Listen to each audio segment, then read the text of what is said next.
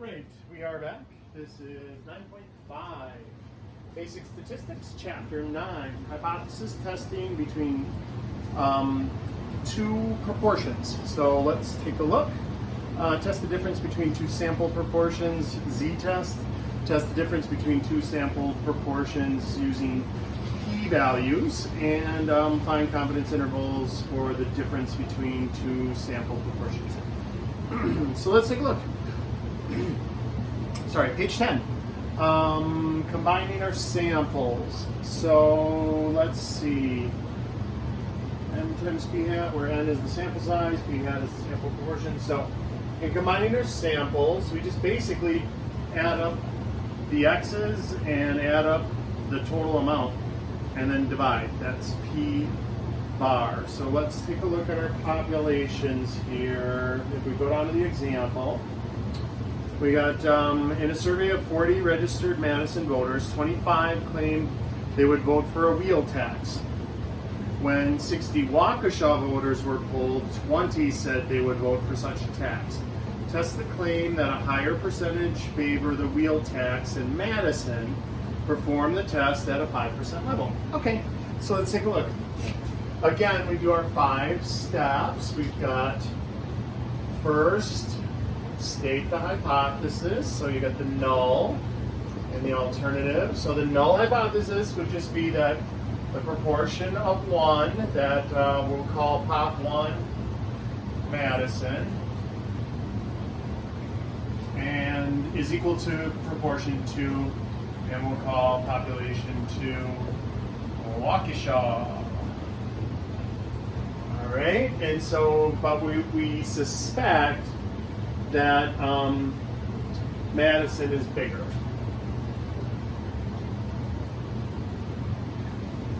All right, so there's our hypothesis. Here's our draw the curve. We use z for this, and so it's shaded on one-tailed test. One-tailed test greater than one-tailed test, 5% significance, critical value. You probably have that memorized by now, 1.645. 5% is a very common significance level when you're doing these problems. All right, so let's look at C, is find the Z value. So the Z statistic in this case would be, all right, well, first we have to find a lot of stuff here. N1 is 40. P hat 1 is 25. 40ths, which is 0.625, so it's 63% almost. And then what else do we need? N sub 2 was 60 people in Waukesha. P hat sub 2, so that's the second population percentage, that's 20 over 60. That's 1/3, so that's 0.333 forever. We'll go 3 places though, 0.333. All right, and now here comes the different part that we haven't really seen before because we're comparing proportion to proportion. P bar is sometimes called pooled data, meaning we're gonna put them together. There's 25 people that said yes in Madison, and there were 20 people in Waukesha that said yes, over 40 and 60. So you're looking at 45 100ths. So you got to figure 63% there, 33% there, but this has more weight in this calculation because 60 is bigger than 40. So that's why I got pulled closer to the 33 than it did. It wasn't just add up those two and divide by 2. You're not averaging them. It's pooled data. So this brings a little more to the table than that. So 45.45 is P bar. That's called P bar, which means Q bar is the complement. So 1 minus 0.55. All right, so woof, that's a lot of stuff. So now we can put in our Z stuff, which is population P hat 1 minus P hat 2 And then it says minus, and then P1 minus P2. But remember, our null hypothesis is that those are equal, so this is essentially just a 0. So you really don't even need that in your work. And then on the bottom, we've got the square root of P bar, Q bar, times 1 over N1 plus 1 over N2. So that is a little different. That's all under the square root sign. So let's sub in the numbers and figure this out. We got 0.625 minus 0.323 on the top. Within the square root, we got 0.45 times 0.55 times 1 over 40 plus 1 over 60. So that's in a quantity.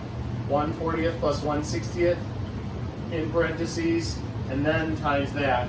So when you do this whole bottom, put that in parentheses, or do it individually and write down the decimals, and then multiply it by that after you add them together. Okay, so we could type this in, 0.45 times 0.55, parenthesis, 1 divided by 40 plus 1 divided by 60, end parenthesis, and then hit enter. And so that's still under the square root sign, but if you do that, it should kick out 0.0103125. On the top, we're looking at 0.292. So 0.292 divided by, when you take the square root of 0.01033, you get 0.10155. And then when you actually divide those, you get 2.875.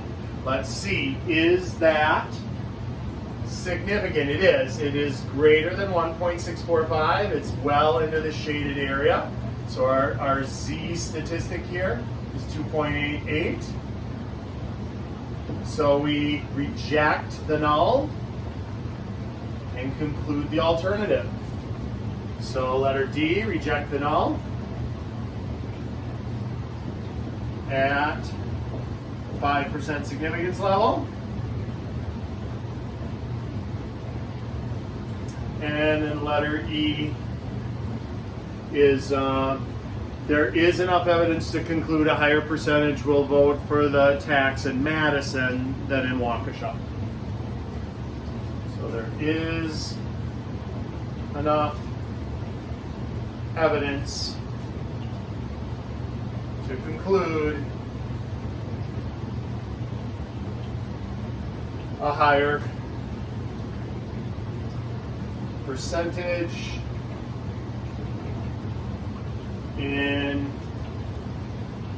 will vote for the tax in Madison.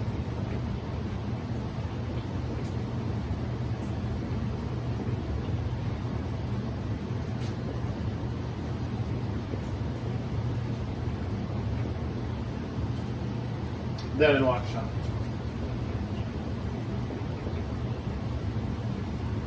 All right. Okay, cool.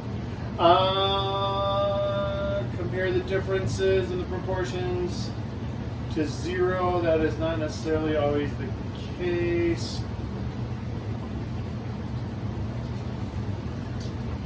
Yeah, you know what?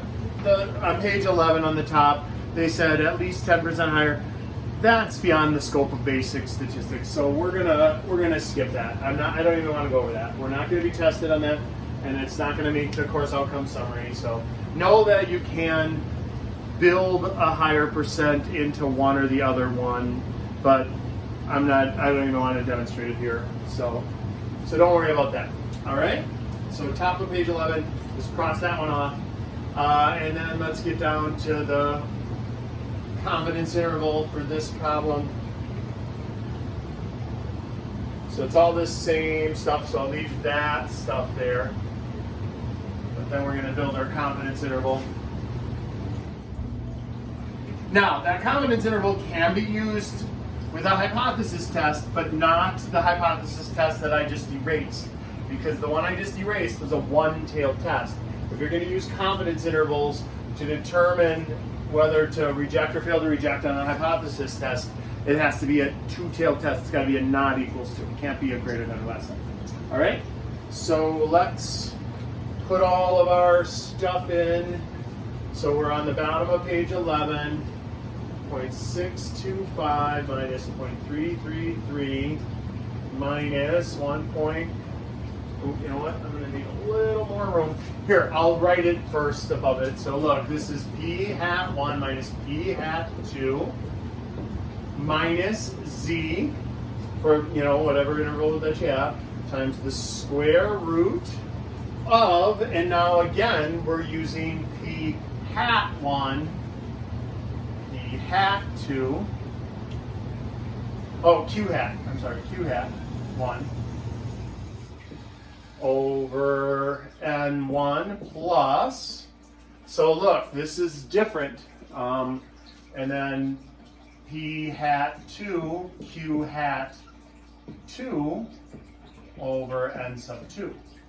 So this margin of error, which is z times the square root of all this stuff, is a little different. And then p1 minus p2 is in there. All right, and then we've got the same thing. We've got p hat 1 minus p hat 2, and then I'm just going to say plus the margin of error. So this is the margin of error. All of this calculation is the margin of error. I just didn't write it down again. All right? Okay, so let's get these numbers in here.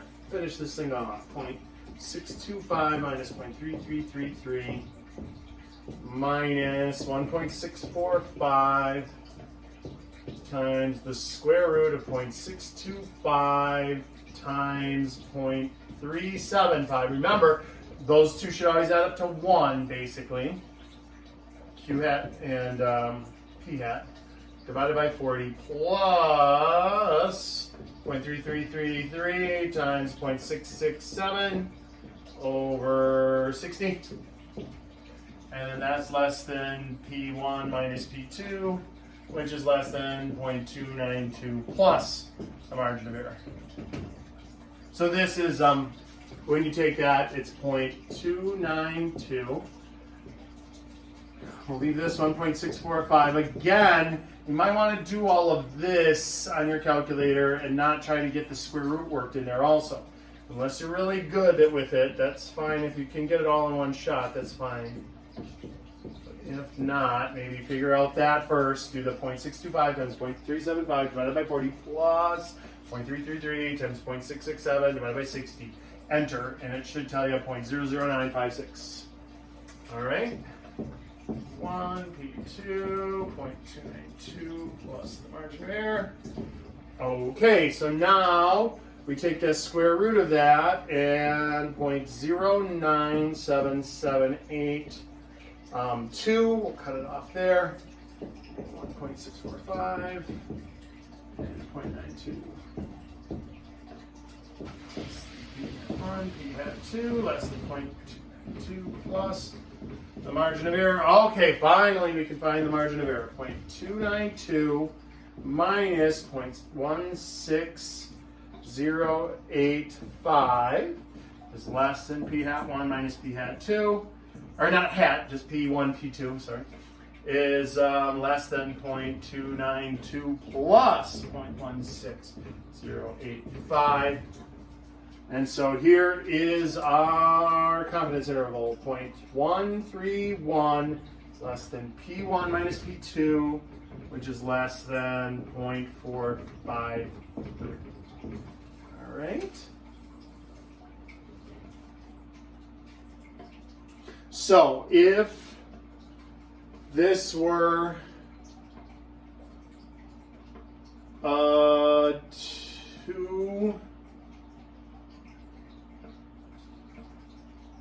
if this were a two-tailed test at, let's see, this was a 90% confidence interval, this would be evidence to